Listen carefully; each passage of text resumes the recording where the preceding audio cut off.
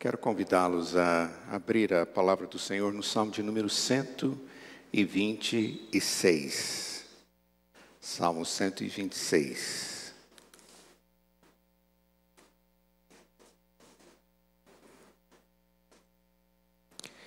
O texto da Escritura diz assim: Quando o Senhor restaurou a sorte de Sião, ficamos como quem sonha. Então a nossa boca se encheu de riso e a nossa língua de júbilo. Então entre as nações se dizia: grandes coisas o Senhor tem feito por eles. De fato, grandes coisas o Senhor fez por nós, por isso estamos alegres. Restaura, Senhor, a nossa sorte, como as torrentes do Negueb. Os que com lágrimas semeiam, com júbilo ceifarão. Quem sai andando e chorando enquanto semeia, voltará com júbilo trazendo os seus feixes. Vamos orar. Ó Deus, nós te louvamos, engrandecemos ao Senhor o teu nome como Deus nosso Senhor da nossa vida e de todas as coisas. Te agradecemos, ó Deus, pelo privilégio de estarmos na tua presença, de podermos prestar culto a Ti, de termos a Tua palavra como a revelação do Senhor, para que possamos conhecê-lo como também o Teu querer. E nesse tempo de estudo que teremos agora, ó Deus, esteja nos capacitando através da ação do Teu Espírito, a fim de que a Tua palavra seja útil, eficaz sobre as nossas vidas, e que em todo tempo, Pai, possamos continuar na expectativa de adorar o Senhor, de glorificá-lo como nosso Salvador. Em nome de Jesus. Amém.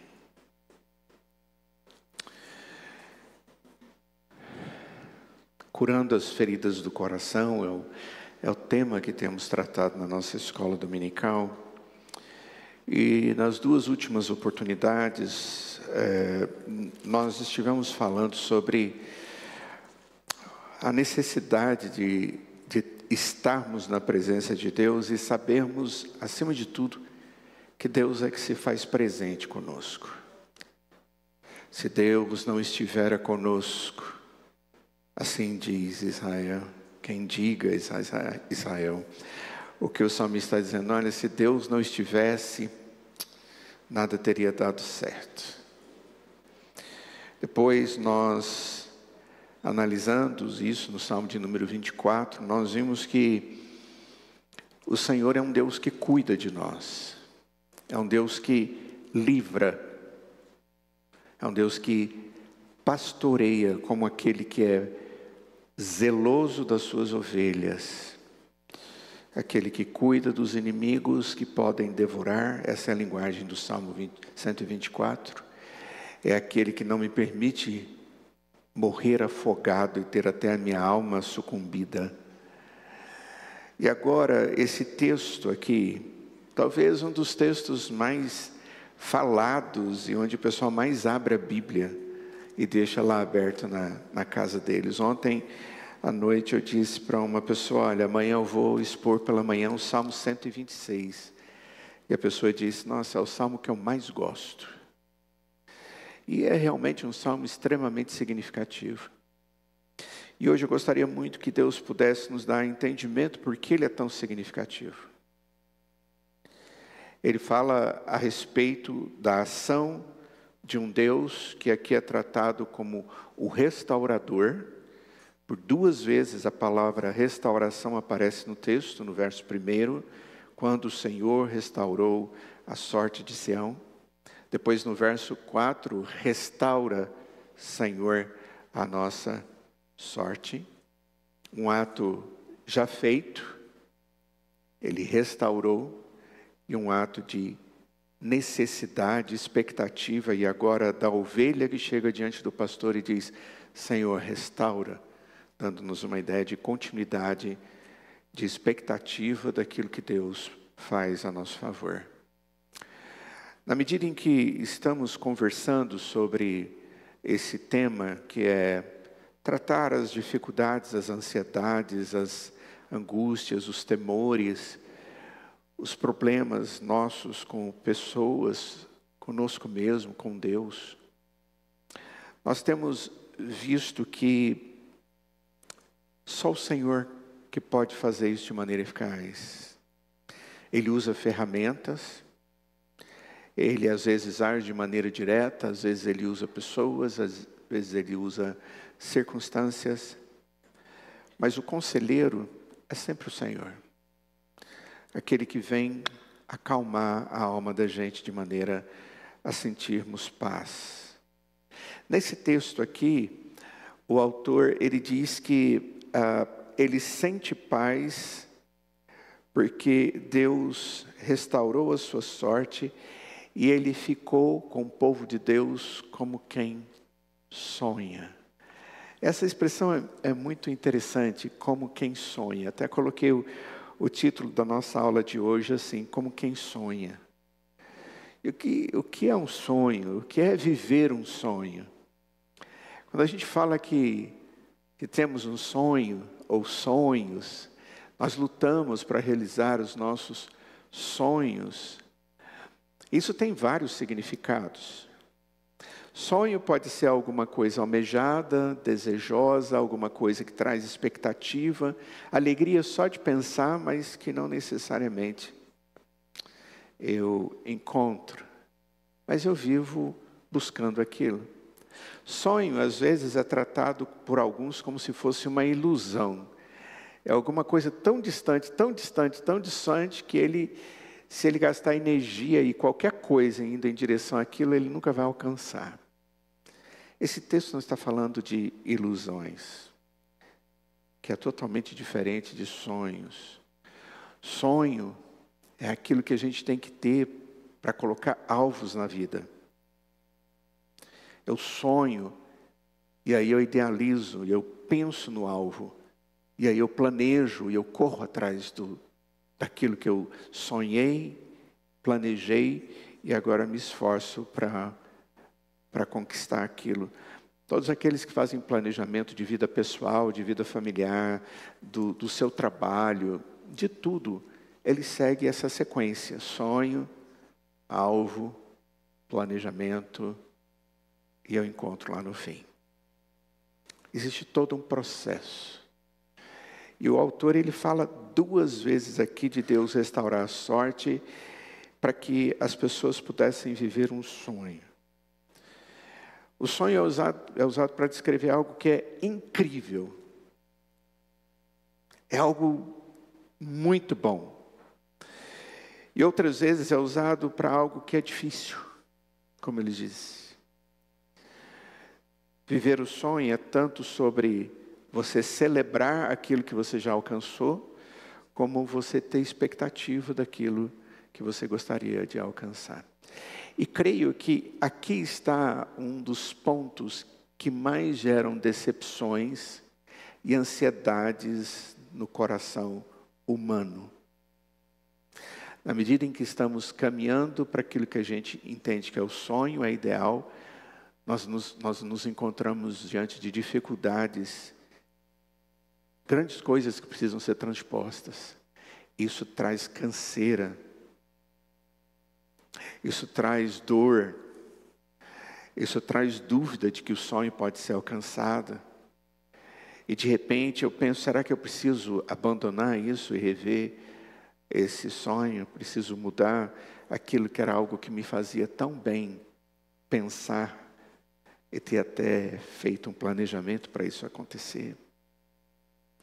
Mas eu creio que nesse texto a ideia é sonho realizado e uma expectativa de que eu posso, por causa disso, ter mais alguns. É como se eu estivesse antecipando a alegria de já ter alcançado alguma coisa. Sabe quando você planeja ter uma casa e você está caminhando e construindo a casa? E você lembra daquelas imagens que o arquiteto fez? E parece que ele põe até móveis, se pudesse colocava um cachorrinho, um gato ali andando. E aí você fala, uau, essa é a minha casa. E demora um tempo para aquilo ficar do jeito que você espera. E você diz, será que vai ficar daquele jeito? A vida da gente tem algo semelhante. Quando nós lemos o Salmo 126, é difícil não destacar essa palavra sonho no primeiro versículo. Não é usado com frequência nos Salmos. Nós não encontramos essa ideia e nem mesmo essa palavra com tanta ênfase nos demais. A outra coisa que destaca nesse texto e que nós devemos observar é que o texto fala de riso e fala de júbilo, alegria, dando essa ideia de satisfação. E eu creio que as duas coisas elas andam de mãos dadas. O conceito de sonho está ligado ao conceito de alegria. As realizações trazem alegria, as não realizações nem sempre. E esse salmo, então, o que ele faz? Ele faz nos conduzir a abraçar a alegria, olhando para trás e olhando para frente. Eu olho para trás e digo, o Senhor restaurou. Eu olho para frente e diz, porque Ele restaurou, Ele já agiu, Ele é verdadeiro, Ele é glorioso, maravilhoso, zeloso, me ama, cuida de mim como filho. Eu posso esperar a continuidade da obra. Ele é bom, foi Ele que deu, então será nele que eu vou colocar a minha esperança. O Salmo 126, então, é um salmo de celebração, de exaltação, de agradecimento, mas também é um salmo de antecipação. Eu estou antevendo algo que é importante para mim e que eu creio que Deus tem reservado para mim. O que é esse salmo? É um salmo que é um salmo de peregrinação. Eu já expliquei para vocês isso. Salmo 124, da semana passada, ele também era um salmo de peregrinação, ou um salmo de romagem. O povo usava cantando e indo em direção a Jerusalém. E eles iam em conjunto e eles cantavam essas músicas. Esses salmos são músicas. E como nós vimos no Salmo de número 124, eles cantavam aquilo que dava esperança no coração deles, que motivava-os, apesar deles lembrarem de todas as lutas que eles tiveram. E aí eles chegam e vão diante do Senhor e bendiz ao Senhor. Esse aqui é outro salmo de romagem, de peregrinação, de caminhada para a adoração com o povo de Deus. A frase que eu gostaria que você pensasse é: como está o meu coração? Cheio de expectativa? Cheio de alegria? Ou simplesmente só dúvida? É como se o texto estivesse dizendo, nós somos um povo feliz. Se você olhasse para você mesmo, você vai dizer, eu faço parte desse povo e sou feliz? Vamos lá.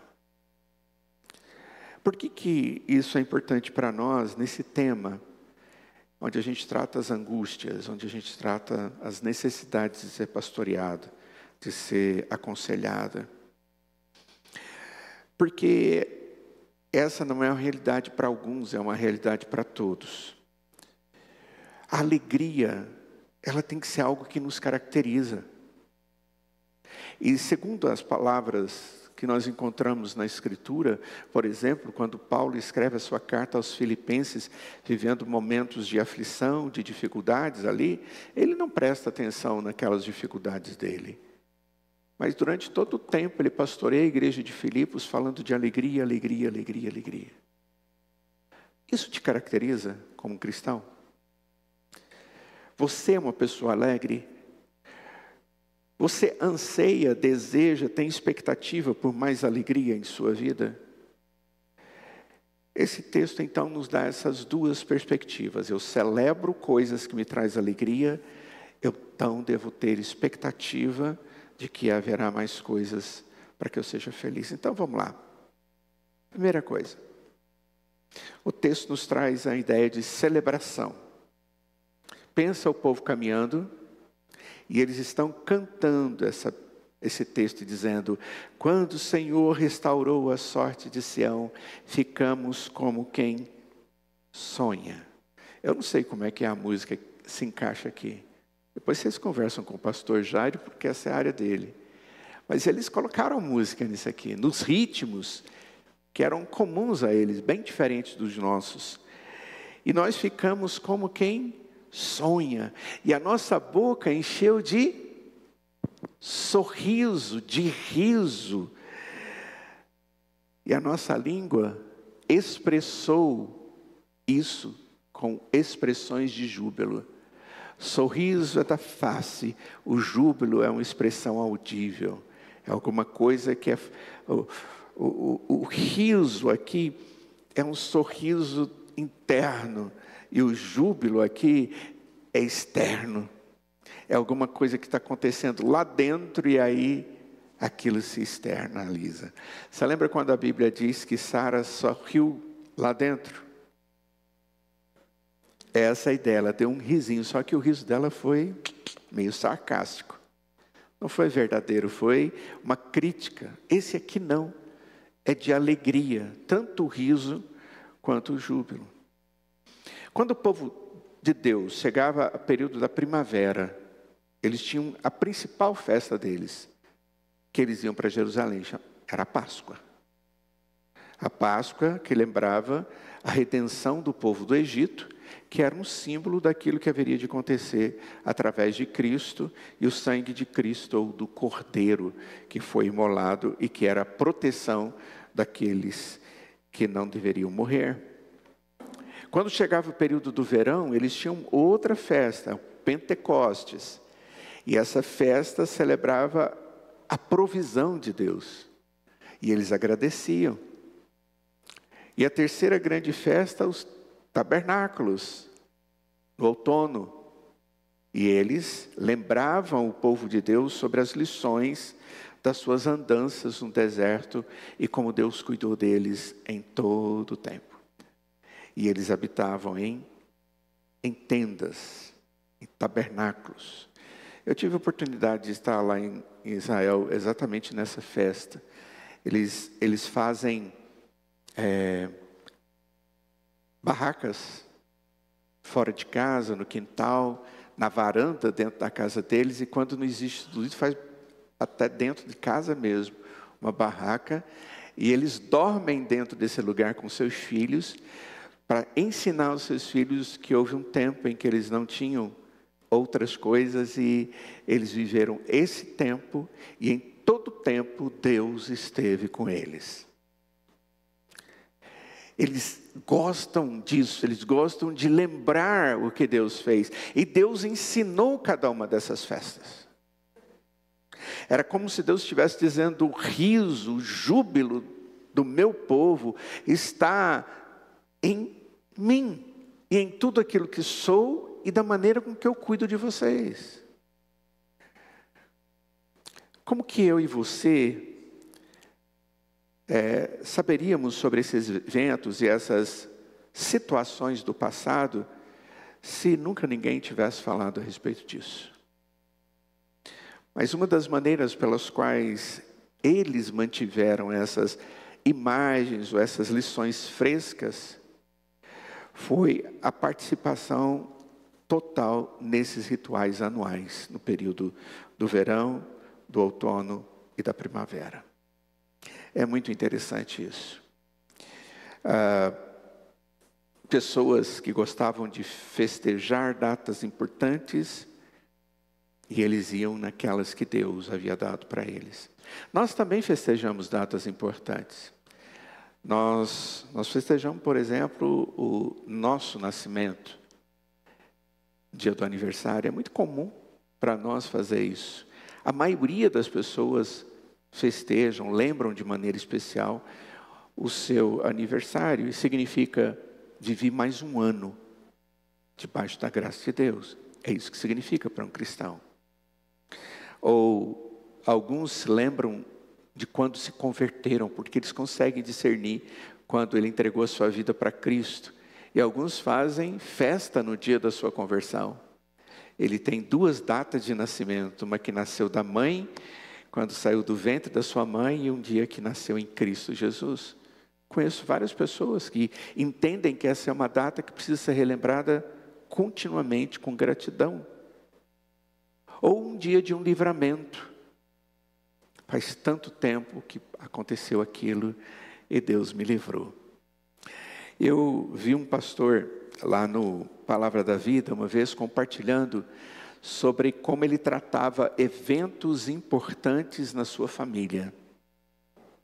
Eles fizeram um quadro, e eles colocaram um nome no quadro, não me lembro o nome que ele falou, cheio de divisõezinhas. Sabe aqueles quadros cheios de divisãozinhas que você coloca carrinhos? A coleção de carrinhos do seu filho lá? Aquelas coisas todas. Se você nunca fez, você pode ter lembrado de alguma coisa assim. E ele tem um quadro desse na casa dele. E todas as vezes que uma coisa extremamente importante acontece na vida da família, eles põem alguma coisa ali para que eles possam lembrar de que aquela coisa aconteceu. Para eles nunca se esquecerem de que Deus cuidou daquilo. Alguém esteve doente, foi curado. Alguém foi livrado de um acidente automobilístico. Alguém foi livrado de assalto. Alguém foi livrado. E eles vão colocando ali um carrinho, vão colocando ali a doença, tinha a ver com uma doença respiratória, coloca ali alguma coisa. E eles colocam símbolos para se lembrarem. E ele diz que essa era a maneira que ele, junto com a sua esposa, decidiram fazer dentro da casa deles. Eu achei muito interessante. Quando eu digo, Deus tem sido bom com você, você diz, tem. E eu pergunto, fala algumas coisas aí maravilhosas que Deus fez na sua vida. Aí você começa a pensar.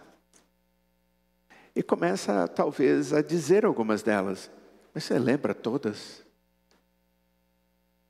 Ou elas simplesmente são como coisas normais e você esqueceu o quanto elas foram importantes naquele momento da sua história, na dependência da graça de Deus. Eu estou simplesmente querendo aguçar os amados aquilo que está acontecendo aqui nesse texto. Quando as festas aconteciam e eles iam em peregrinação, e anualmente eles faziam isso, 3 festas, isso ajudava-os a considerar algumas realidades maiores da vida deles. Nossa, Deus é o nosso libertador, nosso Deus é o Deus da nossa providência. Puxa vida, esse Deus maravilhoso é um Deus que zela por nós. Era isso que eles faziam. E eles faziam isso com as suas famílias, com seus filhos. E dessa maneira, ele ensinava os seus filhos. Eu e você, alguns de nós, podemos estar aqui tentando descobrir esses eventos na vida da gente. E a motivação de alegria que nós temos, mas que nem sempre nós lembramos. Talvez você esteja procurando alguma coisa que esteja faltando na sua vida. Ou talvez você esteja procurando algum tipo de certeza em um mundo que se tornou realmente instável, totalmente instável. Para outros de nós, o reunir-nos aqui no domingo faz parte do nosso ritmo regular de vida, ou da nossa vida. Como deveria ser se você não fosse um seguidor de Jesus. Esse dia. O que eu estou fazendo aqui? Eu estou aqui hoje para aprender, para crescer, para ser convencido, para comungar com aqueles que estão fazendo a mesma busca, porque nós somos crentes naquele que nos dá as boas experiências e esperança. Mas você também está aqui para que você seja lembrado da importância de verdades específicas que mudaram a sua vida. Esse texto, ele está nos mostrando claramente que esse povo, quando vai na presença de Deus, no templo adorar, eles vão cantando e lembrando, alimentando a sua mente com o gozo da lembrança e a motivação da adoração. Não negligencie momentos importantes de Deus na sua vida. Não negligencie até mesmo tradições espirituais, não religiosas, espirituais da sua alma, de você na presença de Deus. Tradição espiritual, pastor, o que é isso? Que hora que você levanta e que hora que você tem no dia seu um momento de oração? Que hora você tem para ler a Escritura e quanto tempo você gasta? Você lê um verso, um capítulo, 2 capítulos, você colocou para você como objetivo ser um servo de Deus, onde quer que você vá, mesmo nas tribulações, você busca no Senhor controle para você mostrar o bom perfume de Cristo, mesmo no meio da fumaça, como a gente está enfrentando aqui hoje, na nossa cidade. Não negligencie importantes hábitos espirituais seus. Nós precisamos de ritmos diários e anuais que não sejam chamativos, que não sejam soluções rápidas e que às vezes justificamos de maneira negligente. Nós precisamos desses momentos de alegria para a nossa vida. Nós precisamos da celebração. E a celebração é que produz alegria. Por que você está aqui hoje? Esse é um hábito espiritual seu. Dia do Senhor. Está na casa do Senhor. Eu me entristeço porque alguns não colocaram nas suas agendas de alegria. Não colocaram nas suas agendas esse dia e os momentos que Deus dá para ele como servo de Deus e membro do corpo de Cristo, a importância desses privilégios que Deus nos traz. O que motivava aquelas pessoas a virem a pé para Jerusalém, cantando a lembrança da graça de Deus nas suas vidas. Eles vinham na poeira, numa terra árida, cheia de pedra. Eles gastavam dias, na maioria das vezes, num sol terrível daquela região. E eles faziam isso cantando, porque aquela celebração tinha motivo. Eles tinham aquilo que os levava a fazer aquilo com alegria, com júbilo.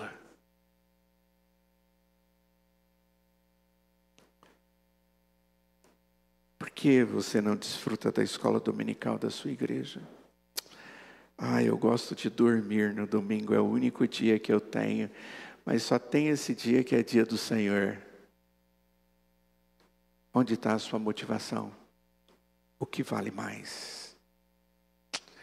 Esse é um exemplo. Então, no versículo 1, existe uma lembrança de algo glorioso. Qual a lembrança? Quando o Senhor restaurou a sorte de Sião. Nós ficamos como aqueles que sonham. O que é sorte? Essa palavra sorte aqui, ela pode ser traduzida como fortuna.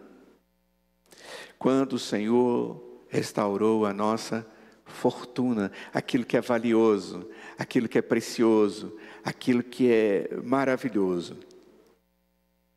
É riqueza, sim. Esse pode ser o significado aqui. em certo sentido. A palavra hebraica pode significar algo bem amplo aqui, mas dá a ideia de algo valioso que Deus restaurou e que havia sido perdido. Conviver com Deus é conviver com aquele que tem a habilidade de restaurar aquilo que de mais precioso nós temos. E o que mais precioso nós temos como povo de Deus é a salvação. Quando eles vão ali para festejar a Páscoa, eles estão cantando a salvação. Quando eles estão indo no Pentecostes, eles estão cantando a riqueza da providência de Deus, a fortuna, a sorte da providência de Deus. Olhem só.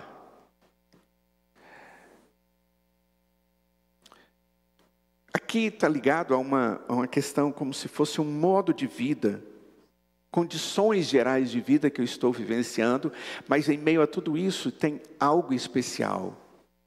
E eu estou me lembrando disso. Alguns estudiosos, eles dizem que esse salmo, e eu concordo com isso, porque existem evidências, de que esse salmo foi escrito quando o povo esteve durante anos e anos e anos no cativeiro babilônico. Depois teve as angústias ali com Medo-Persas. Depois aquela coisa errada toda que a gente estudou no livro de Daniel, estamos terminando.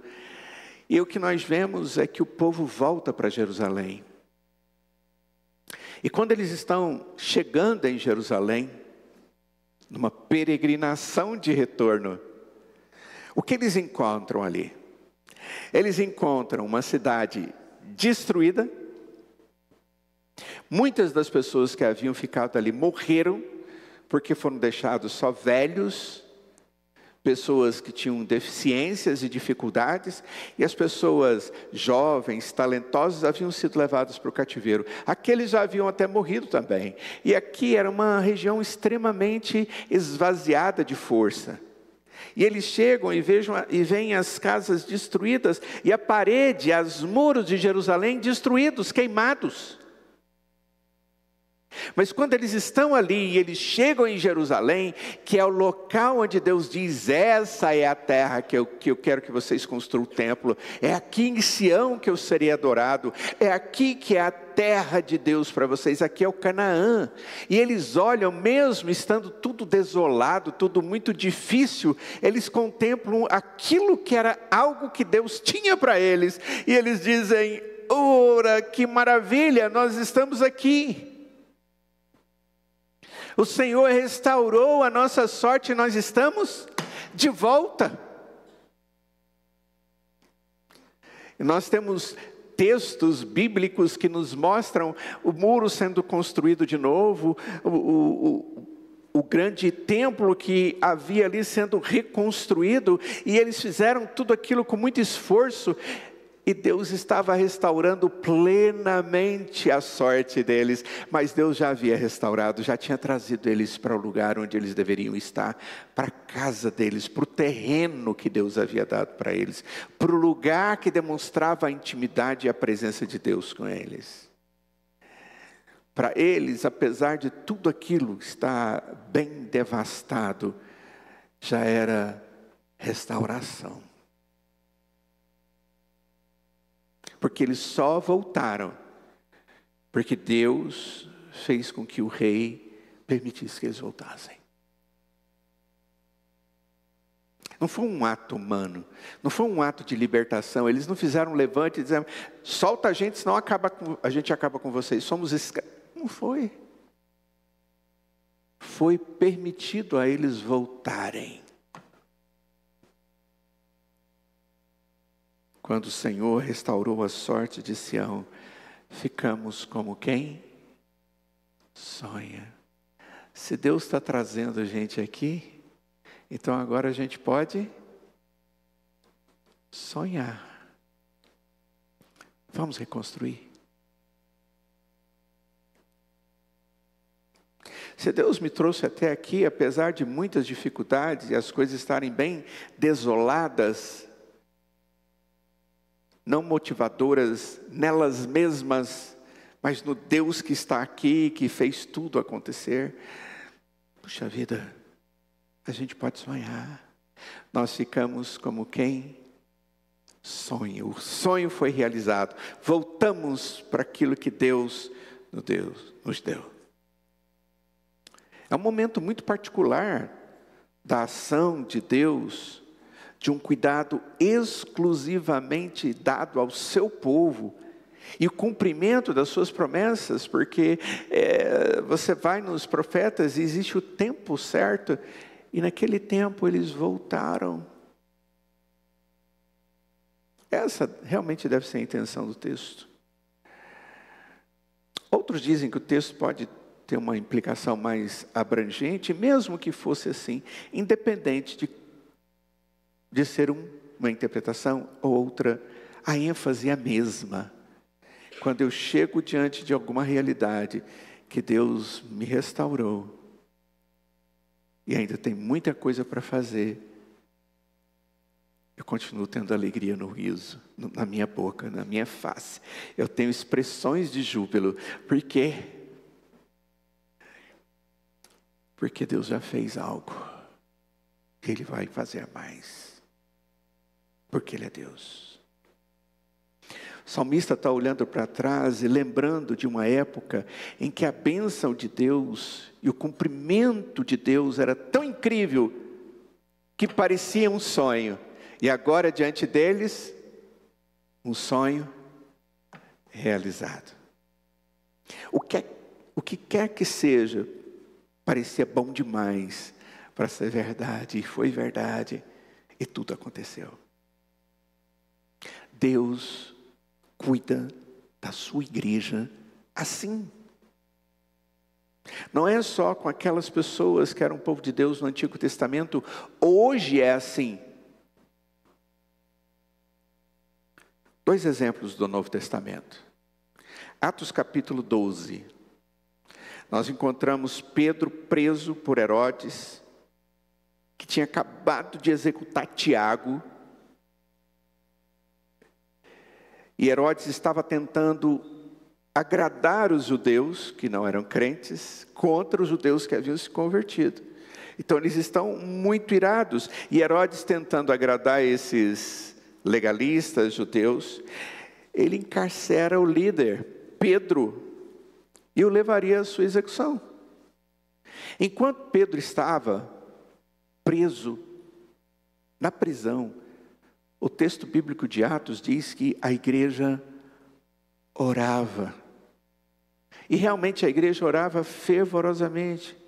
E no meio da noite, Pedro é acordado por um anjo que o levou para fora da prisão.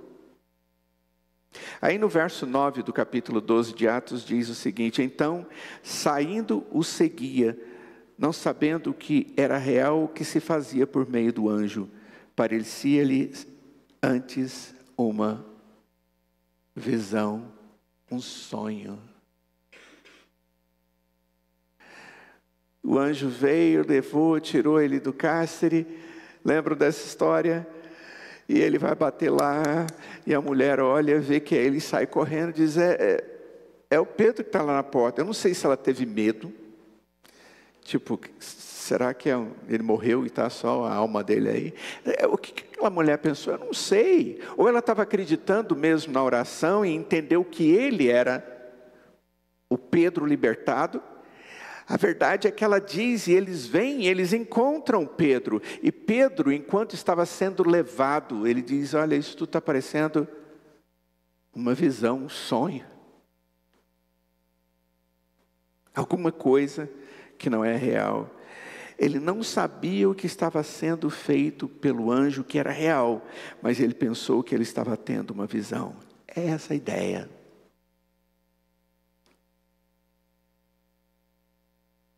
Outro texto interessante que a gente poderia citar é o texto de Efésios capítulo 3, verso 20 e 21.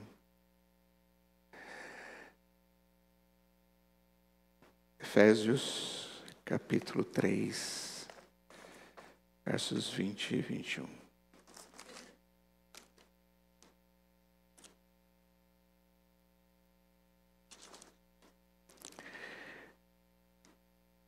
Ora, aquele que é poderoso para fazer infinitamente mais do que tudo que pedimos ou pensamos, conforme o seu poder que opera em nós, a Ele seja a glória na igreja em Cristo Jesus, por todas as gerações e para todo sempre.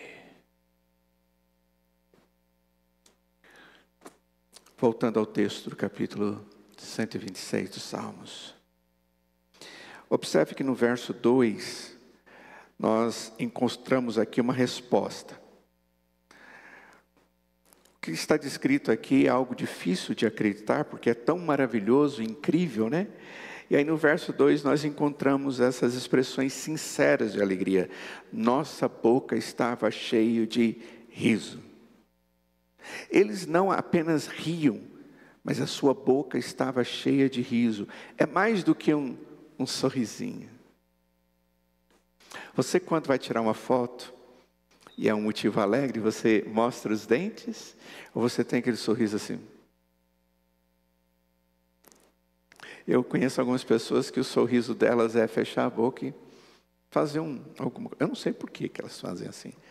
Porque para mim, sorrir eu sou até caracterizado pelo meu sorriso largo. Mas a ideia aqui não é só de um sorrisinho. A ideia é de que a boca estava cheia de riso. Tinha tanta motivação que havia gargalhada. Não é só uma risadinha. É uma gargalhada de gratidão e de felicidade. O texto está dizendo isso. Você consegue pensar em um momento em que era tão difícil rir por causa de algo, de como a vida tinha sido difícil? Essa é a ideia aqui. E aí você vê a libertação, você está no momento daquela libertação e você está saindo daquele lugar e você fica gargalhando, você fica cheio de júbilo, você bate palma, você faz de tudo. Lembra das pessoas com Covid? Passando aqueles dias todos, vendo a morte pertinho dentro de uma UTI. Depois indo para o quarto, quando conseguia sobreviver, muitos não sobreviveram. Doença terrível. E aconteceu que várias vezes nós vimos vídeos, eu tenho certeza que você viu, de pessoas saindo de cadeira de roda e as pessoas assim fazendo um corredor e todas sorrindo e batendo palma e dizendo coisas, e alguns deles colocavam os cartazes com os textos bíblicos, dizendo: eu estou saindo daqui por causa de Deus. É como se ele estivesse dizendo: o Senhor restaurou a minha sorte, a minha riqueza, que é a minha vida, por isso eu estou como quem sonha, e a minha boca se enche de sorriso, e eu expresso a minha alegria diante daquele que fez isso. Queridos, muitas vezes nós vivemos situações difíceis. Elas são realidade na nossa vida. Nós vamos passar por tribulações, por tentações, nós vamos passar por sofrimentos, e o Senhor Jesus disse que isso aconteceria. Ele em momento algum nos iludiu dizendo que nós não passaríamos por isso, e nem poderia nos iludir, porque eu e você somos pecadores, e todo sofrimento, e toda mazela, e toda dificuldade é fruto, é consequência disso. O único que pode vencer todas essas coisas ruins é Deus, a seu favor em Cristo Jesus. O único que pode todos os dias, em meio às suas lutas, te dar vitórias, em meio à expectativa de derrota. Eu não vou voltar mais para Jerusalém, eu não vou ter mais a minha terra. E Deus convence, age no coração do rei e diz: deixa esse povo sair. E eles saem. E quando você estiver vivendo situações difíceis, antes de você ficar olhando para a dor ou para coisas dessa natureza, não perca a sua intimidade com Deus. Não perca, porque é a única solução que você tem. Qual a tendência das pessoas em dificuldade, em ansiedades, em depressões e coisas dessa natureza que existem, que nos acomete? Elas se afastam de Deus, elas perdem a noção da história da graça de Deus. Ela não valoriza mais a graça de Deus e o poder que Deus já demonstrou diante dos seus olhos. É como se aquelas coisas todas ficassem para trás e eu dissesse: não, agora o que é importante é o que eu estou vivendo. Não, o importante é tudo aquilo que Deus sempre foi, aquilo que Ele fez, que lhe dá convicções de que Ele fará. Muitos de nós entramos em ansiedades profundas porque nós perdemos a noção da lembrança da graça de Deus, que enche a nossa boca de riso.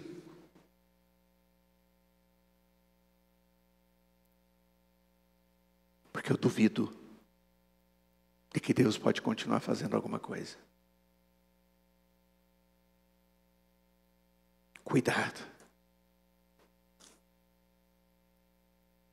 Nossa língua com gritos de alegria. Essa é provavelmente uma expressão que deve existir no nosso canto. Oh Senhor, talvez algo que você deveria dizer é: Deus não é bom? É. Eu posso acreditar nele? Posso. Ele tem sido fiel? Sim. Qual foi a última vez que esse tipo de resposta caracterizou a sua vida diante das lutas? O primeiro estudo dessa sequência foi Romanos capítulo 8. Quando eu mostrei para os irmãos da alegria, da glória, que não pode ser comparada com os sofrimentos dos dias presentes. Sofrimentos dos dias presentes, a glória que está reservada para nós. A glória é muito maior do que os sofrimentos que eu estou vivendo aqui. Lembram disso? Mas muitas vezes eu esqueço que tem promessa de glória e que o Deus que fez a promessa de glória cuidou de mim até agora. E Ele está comigo aqui nesses momentos de ansiedades, de problemas, de dificuldades. E eu me envolvo tanto com essas coisas, essas dificuldades do tempo presente, que eu paro de olhar para o Deus da glória e da glória que Ele tem reservado para mim com Cristo junto a Ele nos céus. E eu começo a viver a doença, a dificuldade mais do que a glória. E eu começo a perder a noção da soberania de Deus sobre todas as coisas. Aqui é o inverso. Eu olho para Deus, eu vejo o que Deus fez, eu me alegro em Deus. Apesar das lutas e das dificuldades. E o texto ainda traz algo muito significativo. Logo depois diz que então se dizia entre as nações: grandes coisas o Senhor tem feito por eles.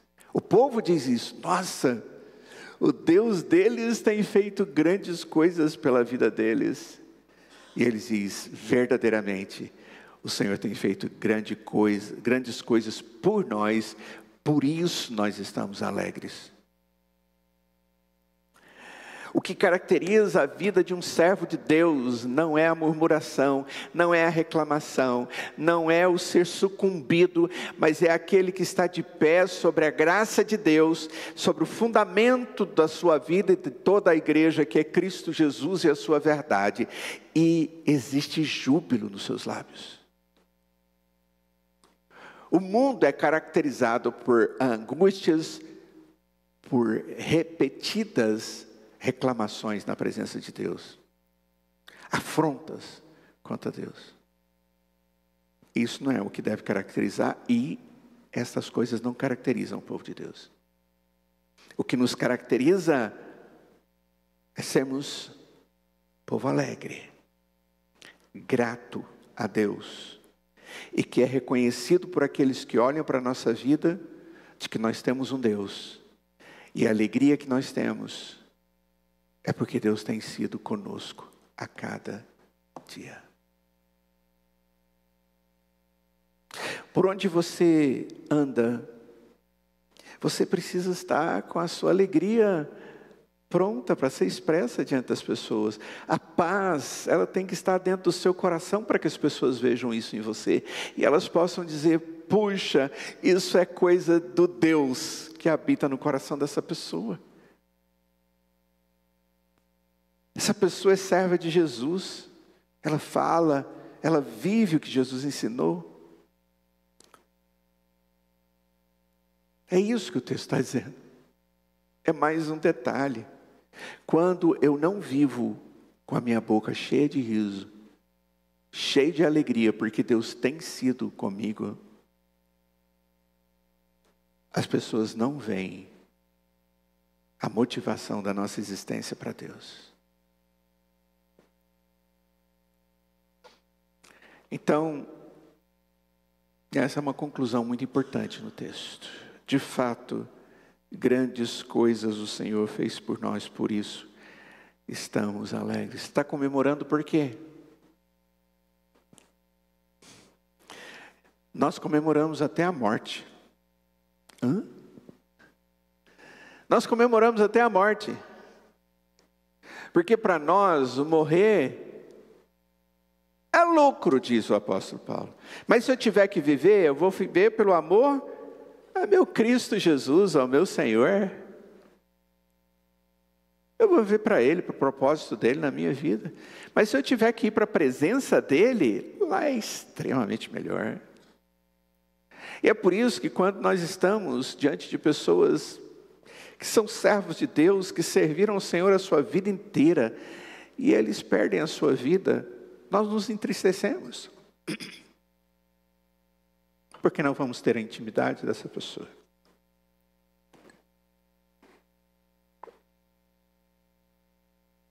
Mas nós nos alegramos, porque nós sabemos o que está acontecendo. Lembre-se do verso 1 e do verso 3. O Senhor restaurou a sorte. E no verso 3, o Senhor fez grandes coisas por nós. As duas coisas estão dizendo uma coisa só. Nós não podemos nos tornar alegres.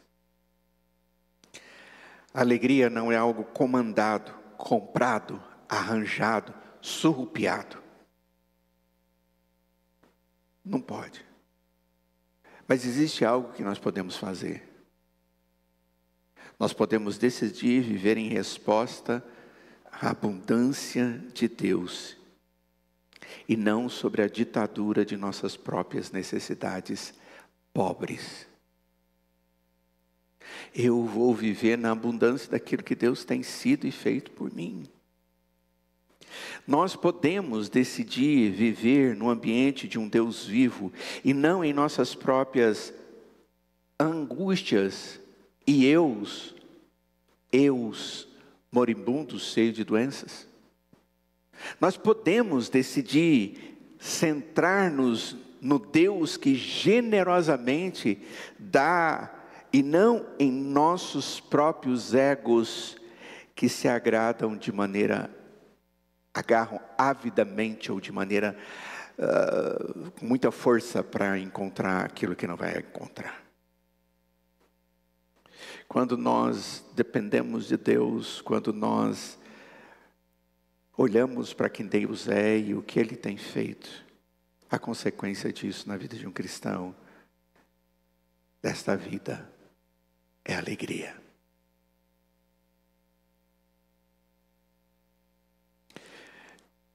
Tem um cântico antigo que ele diz: não olhe as circunstâncias. Lembram disso? Não. Olhe o seu amor. O que mais? Eu não me guio pelas coisas que eu estou vendo, mas alegre eu sou. Não é alegre eu estou, é alegre eu Sou. É isso que caracteriza a vida de um cristão. O ser moldado pela graça de Deus que gera nele uma vida de adoração, de expectativa, olhos em Cristo o tempo inteiro. É por isso que o apóstolo Paulo diz: alegrai-vos no Senhor, alegrai-vos sempre no Senhor. Bom, essa é a primeira parte. A segunda parte é aquilo que eu espero da minha vida a partir de aqui.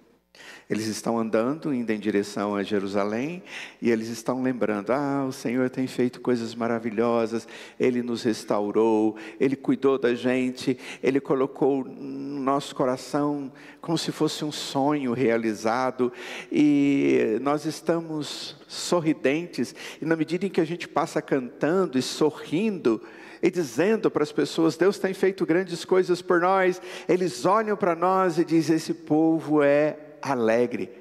Não é que eles são alegres. Por quê? Porque eles têm Deus no coração. E agora, qual é a segunda parte?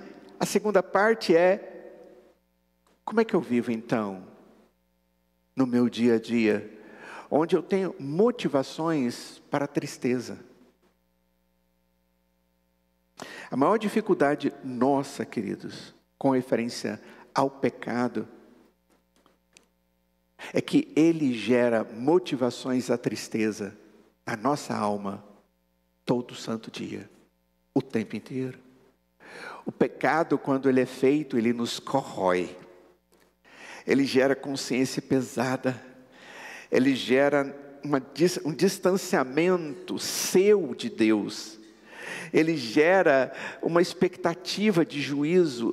O pecado, ele é destruidor da paz do indivíduo. Ele só vai viver em guerra consigo mesmo, com a sua consciência. Ele está em guerra quando ele está vivendo o pecado e não a santidade. Ele está em guerra com Deus. Ele está em guerra com os outros. Mas quando eu estou alegre, e sou alegre, eu sei quem é Deus, e sei que Ele está pertinho de mim, como diz o capítulo 122, se o Senhor não estivesse conosco. Mas Ele está aqui.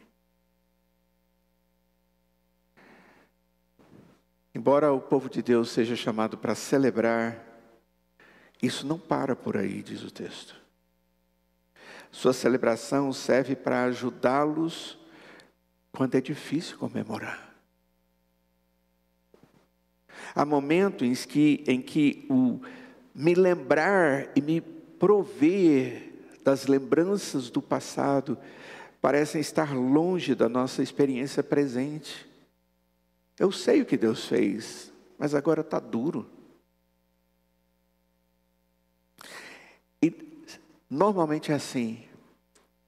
Eu nunca espero uma coisa acontecer na minha vida, nas pessoas que eu amo.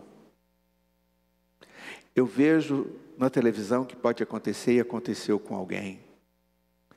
Eu fico triste vendo aquilo, mas aquilo me afeta momentaneamente. Mas de repente aquilo que eu nunca imaginei que poderia acontecer comigo simplesmente vem como se fosse uma avalanche. E você está ali dentro. A primeira coisa que nós temos: tristeza, dúvidas. Será que Deus não está cuidando de mim?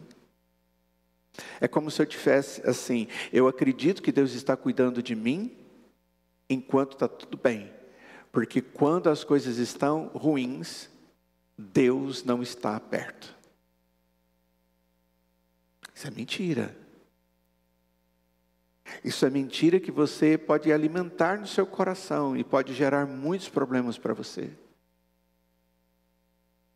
Por mais que sejam difíceis as suas experiências do presente, a provisão passada de Deus, que o levou a conhecê-lo como seu Senhor e Salvador, que lhe deu a certeza da vida eterna, que te presenteou com a presença do Espírito Santo dele na sua vida, com os dons espirituais, aquele que tem suprido a sua vida todo o santo dia. Isso precisa ser lembrado.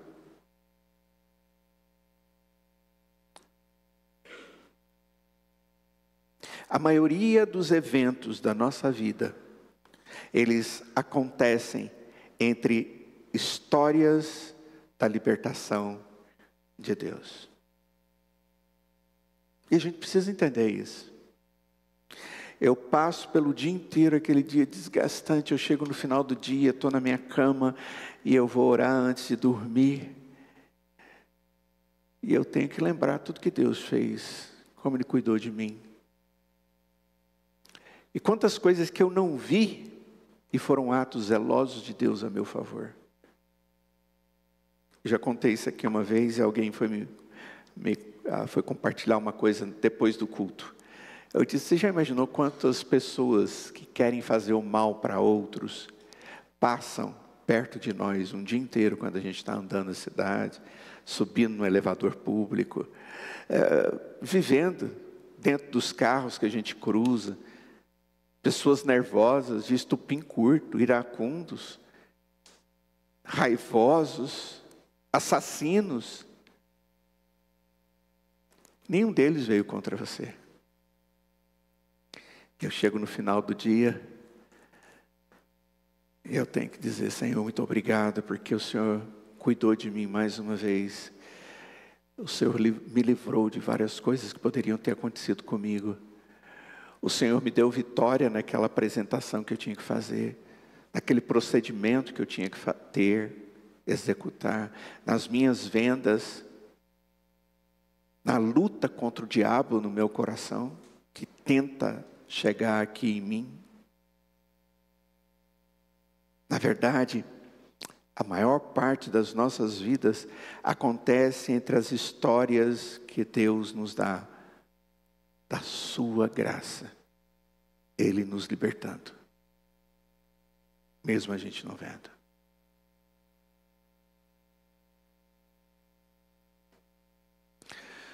Natal, vocês gostam? Não posso fazer essa pergunta para o pastor Jairo. Está chegando a data dele fazer a montagem da árvore de Natal na casa dele. Ele gosta disso, a família dele também. Ele faz isso em setembro. Ok. O que é o Natal? No Natal nós celebramos a chegada de Jesus, enquanto nós esperamos o seu retorno. O Natal não é só o nascimento de Jesus, é tudo o que Ele fez e a certeza de que Ele vem. Observem que sempre tem a consequência. Os versículos 4 a 6, eles nos mostram que esse salmo não é apenas um salmo de romagem, é um salmo de lamentação, mas é também um salmo de confiança.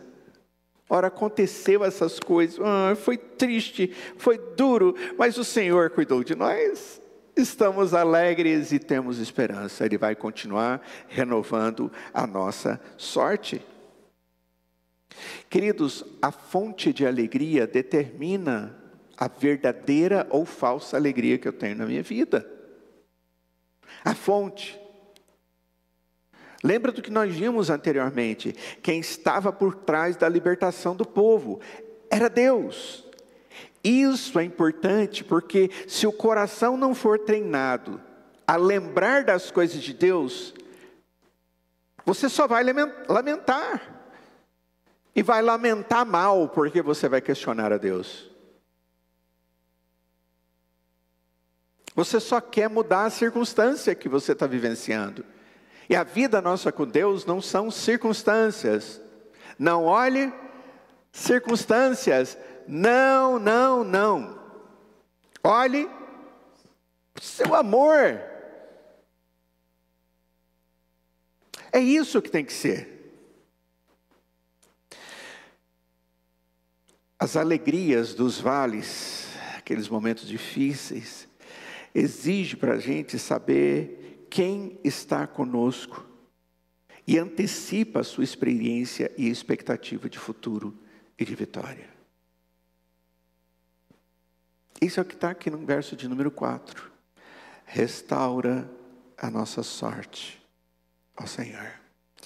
Querido, eu não tenho a menor ideia do que você tem passado na sua vida. Alguns eu conheço mais do que outros. Mas aí dentro do seu coração,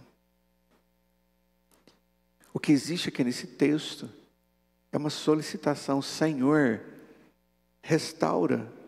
O Senhor já fez, por favor, faz de novo, ó Senhor. Lembra desse apelo para que a vida seja restaurada, não apenas por causa do ganho financeiro, prosperidade e a vitória sobre alguma coisa específica. Aqui o que existe é um apelo para que eu possa florescer de novo. Restaura a minha sorte. Se estivesse realmente ligado aos exilados, os judeus que estão voltando, quando eles estão chegando ali, eles ficam surpresos com a liberdade, mas ao mesmo tempo sobrecarregados com o que restava para construir Jerusalém e o templo, as casas, os muros grandiosos.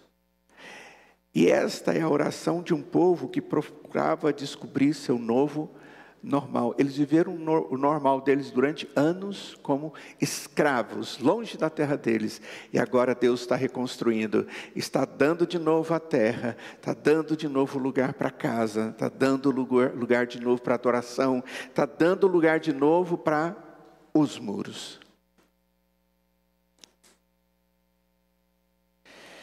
Olha para o seu texto bíblico que diz assim: restaura a nossa sorte como as torrentes no Negev.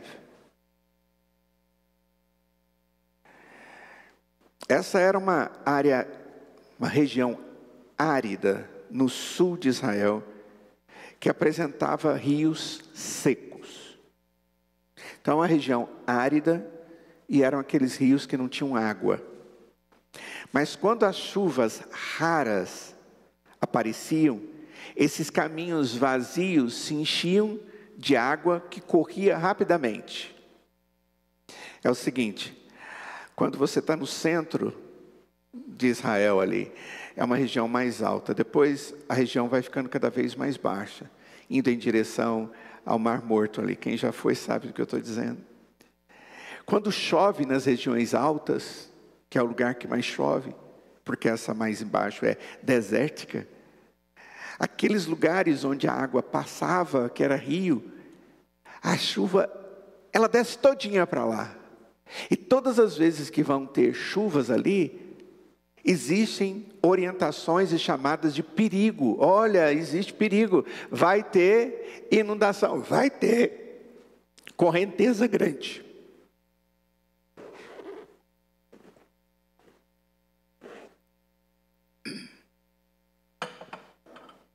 E aquela água passava. O que acontecia? Logo depois daquela água, aquelas plantinhas que estavam ali escondidas, aquelas flores que estavam ali escondidas, elas começam a brotar, ressurgir. Aí você vê uma grama no deserto, você vê uma florzinha no deserto, você vê coisas dessa natureza. Obrigado. E essa imagem é um Deus que está pedindo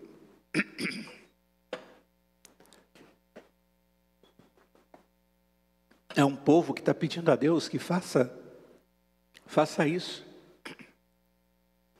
Nós vivemos como deserto, Negev, não tem nada. Mas o Senhor pode trazer água de novo. E depois disso, vida. Existem momentos em que a vida parece um deserto sem vida. Existem momentos na nossa vida que tudo é seco, duro, quase que insensível. Mas logo abaixo do solo estão aquelas plantinhas esperando para brotar assim que a água chegar. Nós somos assim. Todos nós. Há longos períodos de esterilidade. Então Deus de repente invade nossas vidas com sua graça surpreendente. E Ele gera uma alegria que nunca imaginei sentir, uma leveza, uma paz. O Espírito Santo agindo no meu coração, abrindo os olhos do meu coração para que eu veja a Cristo morrendo na cruz em meu lugar. E aquele terreno árido de vida sem sentido passa a ser um lugar da habitação do Espírito Santo de Deus para sempre. Não vai ser mais árido. É por isso que o salmista está pedindo: Senhor, restaura a nossa sorte. Restaura a nossa sorte como as torrentes no Negev, ou Negeb. Eu vou terminar lendo com os irmãos Efésios capítulo 2, a partir do verso 1.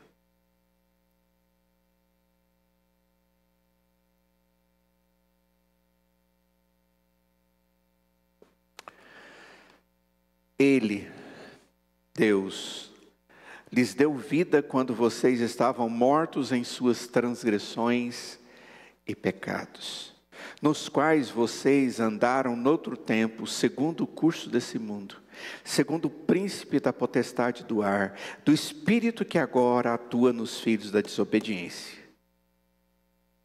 Nós somos tirados desse lugar. Então eles também, nós todos andamos, entre eles também, nós todos andamos no passado segundo as inclinações da nossa carne, fazendo a vontade da carne e dos pensamentos, e éramos por natureza filhos da ira, como também os demais. Mas Deus, sendo rico em misericórdia, por causa do grande amor com quem nos amou, e estando nós mortos nas nossas transgressões, nos deu vida juntamente com Cristo. Pela graça, vocês são salvos.